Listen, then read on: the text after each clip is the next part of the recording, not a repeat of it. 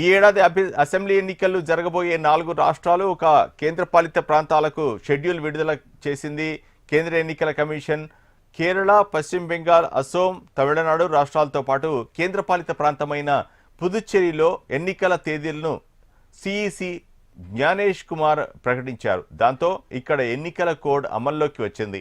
4 రాష్ట్రాలు, కేంద్రపాలిత ప్రాంతాలమైన పుదుచ్చేరితో పాటు మొత్తం 17.4 కోట్ల మంది ఓటర్లు జ్ఞానేష్ కుమార్ వినియోగించుకోనున్నట్టు తెలిపారు.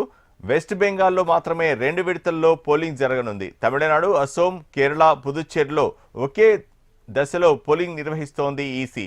ఈ 5 అసెంబ్లీలకు మే 4న ఫలితాలు వెల్లడిస్తారు.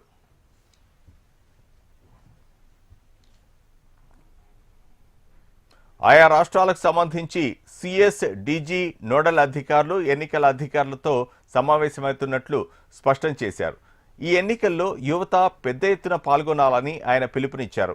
ఎన్నికల షెడ్యూల్కు ముందే పార్టీ ముఖ్య నేతలతో సమావేశమైనట్లు ఆయన తెలిపారు. 5 రాష్ట్రాల్లో 2,18,000 పోలింగ్ కేంద్రాలను ఏర్పాటు చేసినట్లు తెలిపారు. మే 4న ఎన్నికల కౌంటింగ్ ఒకే విడతలో తమిళనాడు, కేరళ, అసోం, పుదుచ్చేరి అసెంబ్లీ ఎన్నికలు నిర్వహించనున్నట్లు తెలిపారు. ఈ కేరళ, అసోం, పుదుచ్చేరిలో ఏప్రిల్ 9న పోలింగ్ నిర్వహించనున్నట్లు సిఈసి పేర్కొన్నారు. ఇక ఏప్రిల్ 23వ తేదీన తమిళనాడు అసెంబ్లీ ఎన్నికల పోలింగ్ ఉంటుందని అన్నారు. ఇక వెస్ట్ బెంగాల్లో 2 విడతల్లో పోలింగ్ నిర్వహించనున్నట్లు పేర్కొన్నారు. పశ్చిమ బెంగాల్లో ఏప్రిల్ 23వ తేదీన తొలి విడత, 29వ తేదీన 2వ విడత పోలింగ్ నిర్వహించనున్నట్లు సిఈసి తెలిపారు.